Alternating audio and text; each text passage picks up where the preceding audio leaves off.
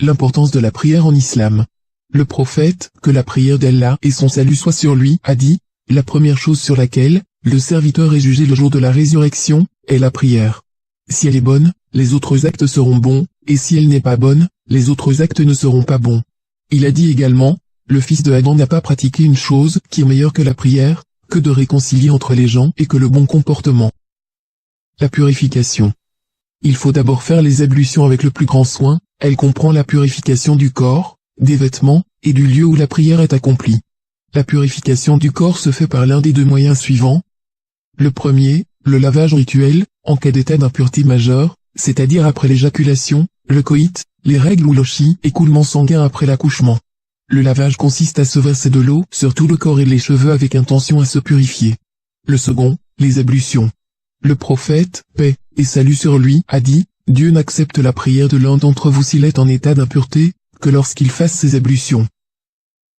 L'ablution sèche. L'ablution sèche est symbolique, puisqu'elle ne ressemble pas à l'ablution normale. Elle est utilisée dans les cas suivants. Par peur de tomber malade à cause de l'eau. L'utilisation de l'eau aggraverait la maladie. Le fidèle n'a qu'une quantité d'eau suffisante pour boire. Le fidèle ne trouve pas d'eau. Il est permis de faire le tayammum par la terre pure et tout ce qui est tiré de la terre comme le sable, la pierre, et le gypse. Remarque, l'ablution sèche doit être renouvelée avant l'accomplissement de chaque prière. Le tayammum est annulé par ce qui annule les ablutions. Il n'y a aucune différence entre les femmes et les hommes dans la façon de prier, sauf évidemment l'habillement, ainsi que la lecture, doit être toujours à voix basse concernant la femme. On doit se concentrer durant la prière, et éviter ce qui distraire. On ne doit pas commencer une prière alors qu'un repas est déjà servi, ou qu'on a envie de satisfaire un besoin naturel. Nous allons commencer. L'orientation vers la Kaaba. Après la purification complète du corps et du lieu, le musulman s'assure qu'il est bien l'heure de la prière, et se rédige en direction de la Qibla vers la mosquée sacrée de la Mecque. Celui qui ne connaît pas l'endroit de la Qibla à cause d'un nuage ou d'une obscurité, doit demander à une personne pour la lui indiquer.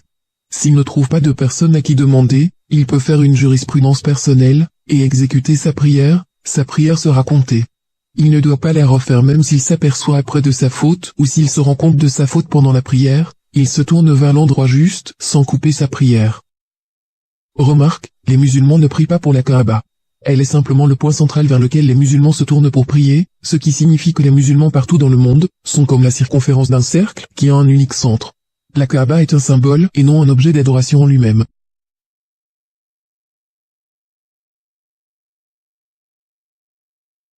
Se mettre debout. Se tenir debout est un devoir dans la prière, mentionné dans le Coran, d'après les traditions prophétiques et l'unanimité des savants, mais sauf pour ceux qui en sont incapables. Tous les savants se sont mis d'accord sur cet avis, comme ils se sont mis d'accord sur le fait de séparer les pieds. D'après Imran ibn Hussein, je me plaignais des hémorroïdes, alors j'ai demandé au prophète, paix et salut sur lui, à propos de la prière. Il m'a dit, accomplis ta prière debout, si tu ne peux pas, accomplis-la assis, si tu ne peux pas, accomplis-la allongée sur ton côté. La sutra. Il est recommandé de mettre un objet devant soi, en direction duquel on prie, pour empêcher les gens de passer, que l'on préside la prière ou que l'on prie seul. Avoir l'intention. Le prieur doit impérativement nouer l'intention d'accomplir la prière, pour laquelle il s'est préparé, et la préciser dans le cœur. Il n'y a donc absolument aucun besoin de la prononcer. Le prophète, paix et salut sur lui, a dit, les actes ne valent que par les intentions et à chacun selon son intention. Celui dont l'émigration a pour fin Dieu et son envoyé, son émigration sera composée comme étant pour Dieu et son envoyé. Celui dont l'émigration a pour fin un bas monde qu'il atteint, ou une femme qu'il épouse, son émigration ne sera comptée que ce vers quoi il a émigré. Le takbir de sacralisation. On commence la prière par le takbir en fixant le regard vers l'endroit de la prosternation. Remarque, ceci est un pilier. On lève les deux mains, la paume des mains vers la Qibla, à hauteur d'épaule ou parfois à hauteur de la tête. Le prophète, paix et salut sur lui, levait ses mains parfois au même temps qu'il prononçait le takbir, parfois après et parfois avant. Allahu Akbar. On doit se concentrer durant sa prière, et concentrer son regard à l'endroit où l'on se prosterne. On ne doit regarder ni à droite ni à gauche, ni lever son regard vers le ciel. On place les mains sur la poitrine, en posant la main droite sur la main gauche, le poignet et l'avant-bras. Le prophète, paix et salut sur lui, a ordonné à ses compagnons de faire cela, et parfois il tenait sa main gauche avec sa main droite. Les invocations d'ouverture. Ensuite il est sunna de commencer la prière, par certaines invocations, qui ont été rapportées du prophète, paix et salut sur lui. Si vous souhaitez approfondir, je vous invite à retourner au livre. Remarque, les sunnas n'annulent pas la prière lorsqu'on les oublie volontairement ou bien involontairement, l'application de ces sunnas n'est pas obligatoire. Demandez la protection de Dieu. On demande la protection de Dieu contre le diable. Remarque, ceci est une sunna qui n'annule pas la prière lorsqu'on l'oublie volontairement ou bien involontairement. Al-Basmala.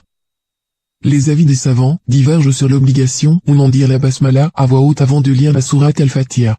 L'imam Shafi, la considérant comme un verset de la Fatiha, fait de sa lecture une obligation dans toute prière et dans tous les cycles de prière. D'autres, et ils sont largement majoritaires, ne la considèrent pas comme faisant partie de la sourate Al-Fatiha et donc préconisent de ne pas la lire, du moins ne pas la prononcer à haute voix. La récitation de la sourate Al-Fatiha. Ensuite on récite la sourate Al-Fatiha, l'ouverture. La récitation de sourate Al-Fatiha est obligatoire à chaque unité de prière. Le prophète, paix et salut sur lui, a dit, pas de prière pour celui qui ne lit pas sourate Al-Fatiha. Le prophète, paix et salut sur lui, a dit, Allah, qu'il soit glorifié et exalté, a dit, j'ai partagé la prière en deux parties, entre moi et mon serviteur, et à mon serviteur ce qu'il demandera. Si le serviteur dit, Alhamdulillahi Rabbil Alamin, Allah, qu'il soit glorifié et exalté, répondra, mon serviteur m'a loué. Et lorsqu'il dit, Ar-Rahmanir Rahim, Allah, qu'il soit glorifié et exalté, lui répondra, mon serviteur me fait des éloges. Et lorsque le serviteur ajoute, Maliki Yawmiddin, Allah, qu'il soit glorifié et exalté, lui répondra, mon serviteur m'a glorifié. Et lorsque le serviteur ajoute, Iyyaka na'budu wa iyyaka nasta'in, Allah, qu'il soit glorifié et exalté, lui répondra, ceci est entre moi et mon serviteur aura ce qu'il demandera. Et lorsque le serviteur ajoute, Ihdina as-sirata al-mustaqim, sirata alladhina an'amta alayhim, ghayril maghdubi alayhim waladdallin. Allah, qu'il soit glorifié et exalté, lui répondra, ceci est à mon serviteur aura ce qu'il demandera. أعوذ بالله من الشيطان الرجيم بسم الله الرحمن الرحيم الحمد لله رب العالمين الرحمن الرحيم مالك يوم الدين إياك نعبد وإياك نستعين اهدنا الصراط المستقيم صراط الذين أنعمت عليهم غير المغضوب عليهم ولا الضالين.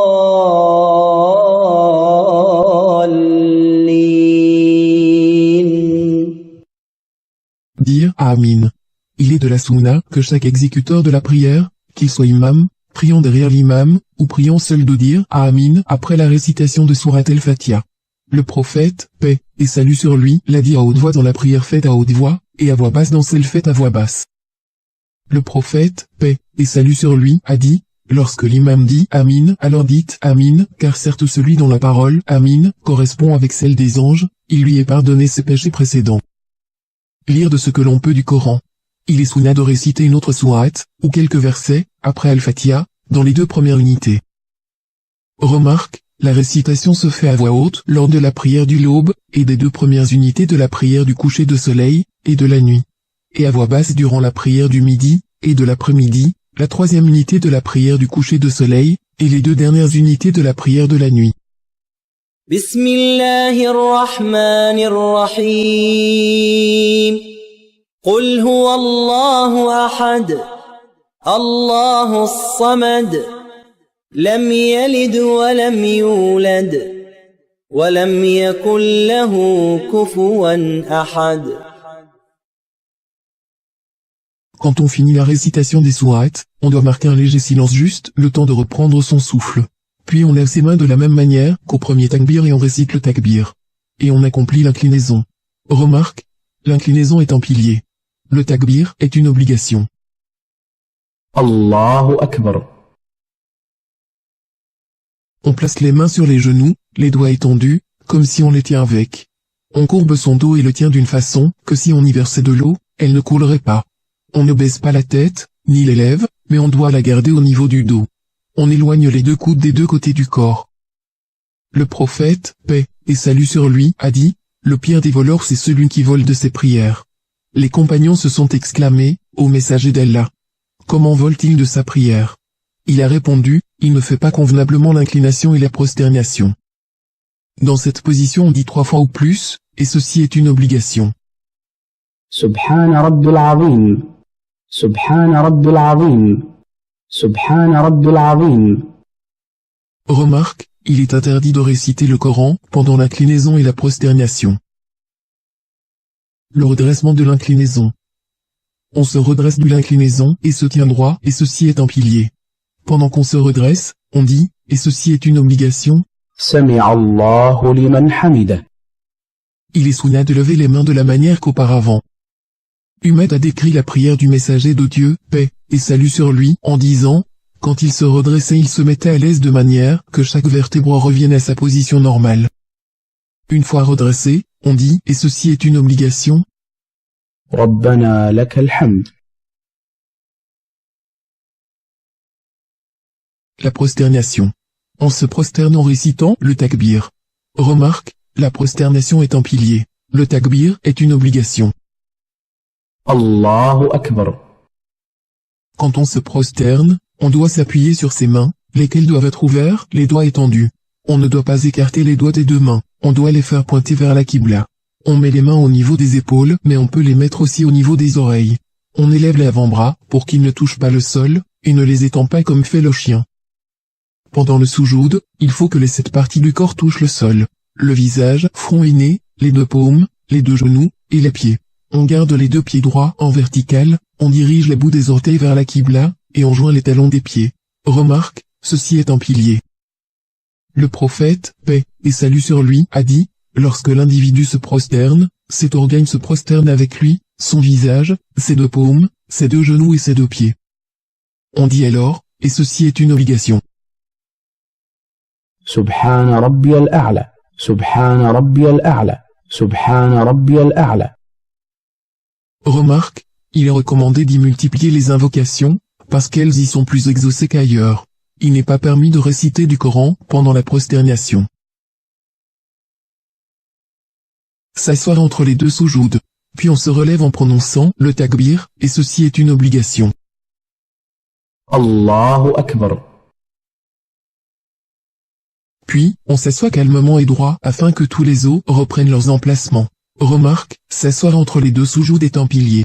On étend le pied gauche et on s'assoit dessus. On garde le pied droit vertical. On dirige les orteils du pied droit vers la qibla. Dans cette posture on dit, et ceci est une obligation. Rabbi ghfirli.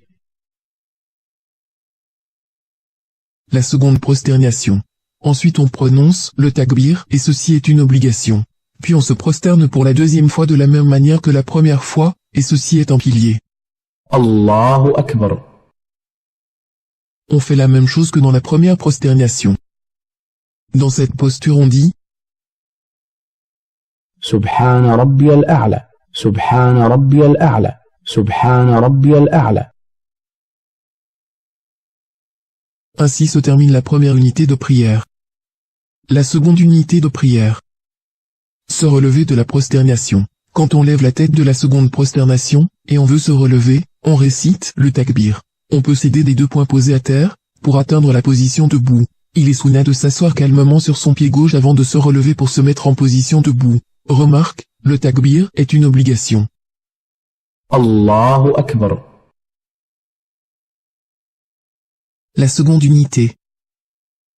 On refait ce qu'on fait dans la première unité sauf qu'on ne fait pas d'invocation de commencement, ni la demande de refuge. On récite sourate al-Fatiha et une autre sourate du Coran, puis l'inclinaison, puis 2 prosternations. بسم الله الرحمن الرحيم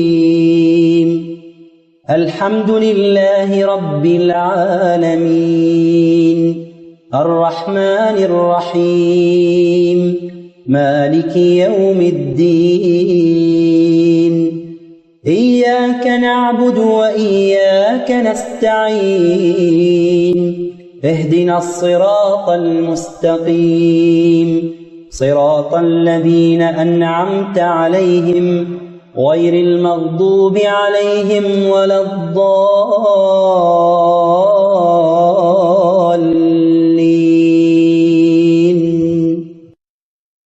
بسم الله الرحمن الرحيم قل أعوذ برب الناس ملك الناس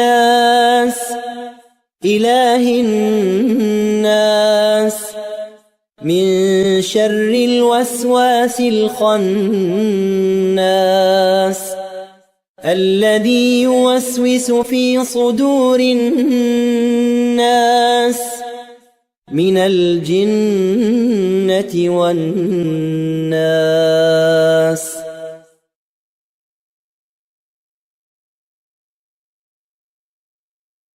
الله أكبر. سبحان رب العظيم. سبحان رب العظيم. سبحان رب العظيم. سمع الله لمن حمده.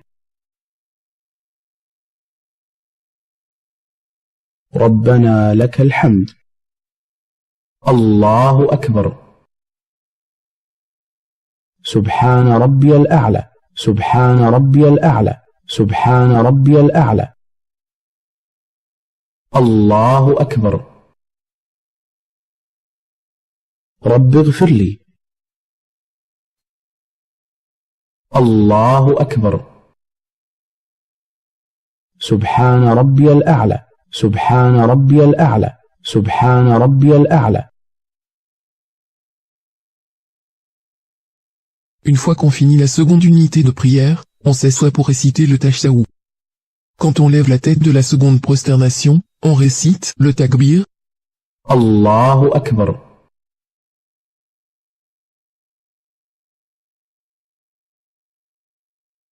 On s'assoit de la même manière qu'à la posture d'entre les 2 prosternations.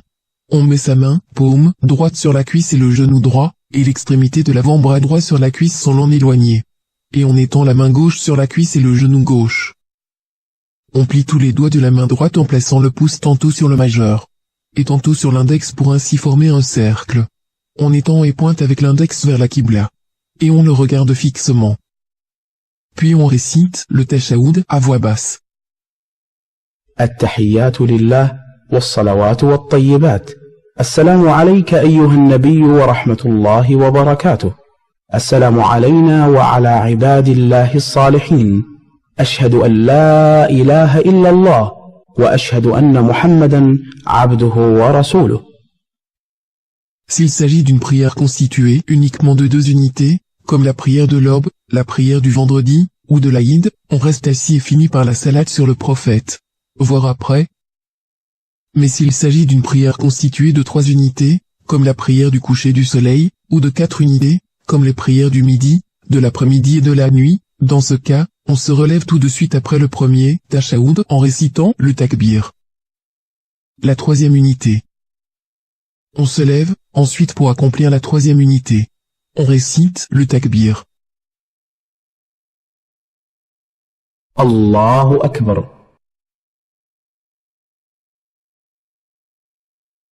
On refait la même chose que dans la première et la 2e unité, sauf qu'on ne doit pas réciter une 2e sourate après la Fatiha. Remarque, la récitation de la sourate la Fatiha se fait à voix basse, dans la 3e et la 4e unité.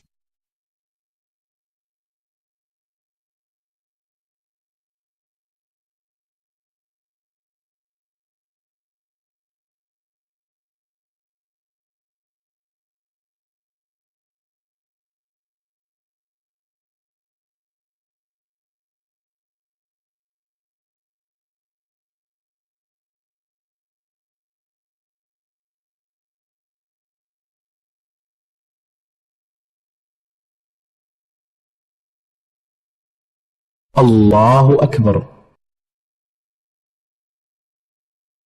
سبحان رب العظيم. سبحان رب العظيم.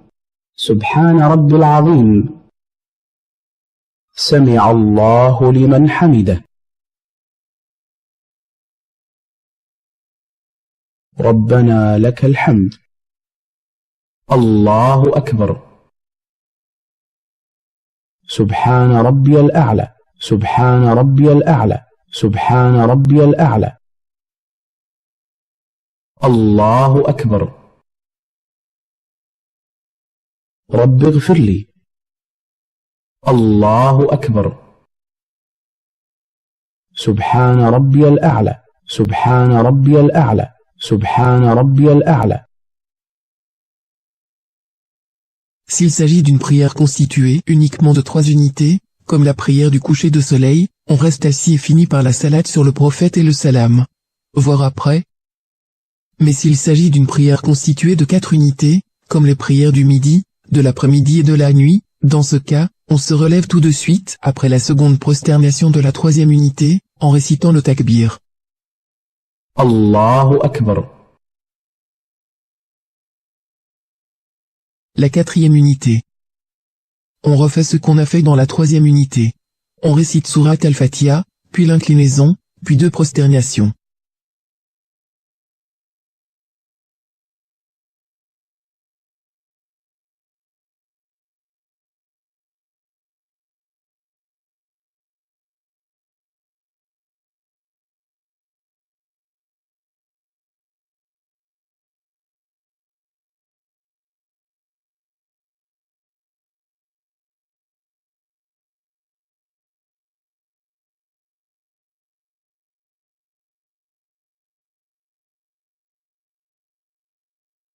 الله أكبر.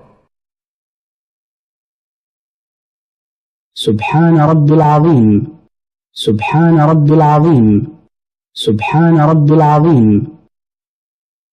سمع الله لمن حمده. ربنا لك الحمد. الله أكبر.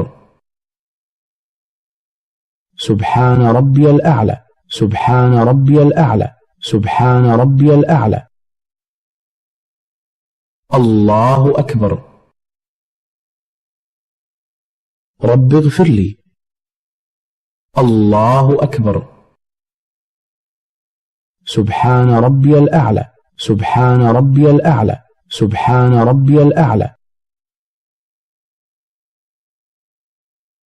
Une fois qu'on finit la 4e unité de prière, on s'assoit pour réciter le tashahoud final.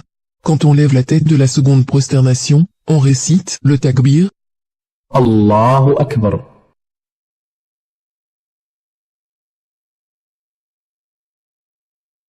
Il est sunna de s'asseoir dans le dernier tashahoud, sur le flanc en mettant sa hanche gauche par terre, on sort les 2 pieds d'un seul côté, en plaçant le gauche sous la jambe droite.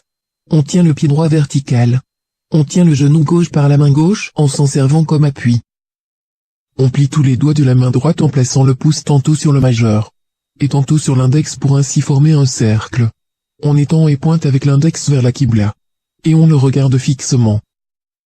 Puis on récite le tashahoud à voix basse. التحيات لله والصلوات والطيبات. السلام عليك أيها النبي ورحمة الله وبركاته.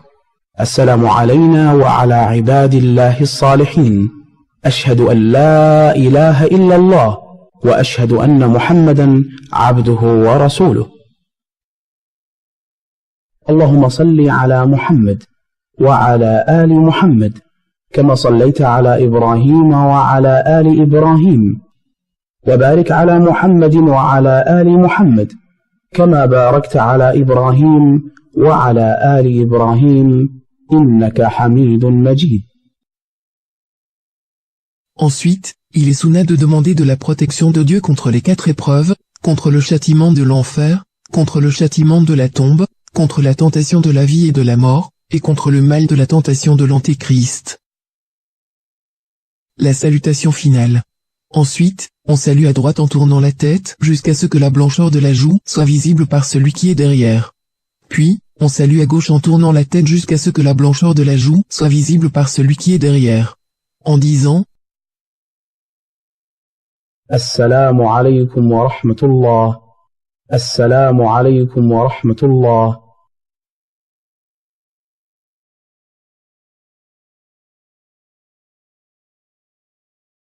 Après la prière, on peut prolonger encore un peu le recueillement en faisant des invocations.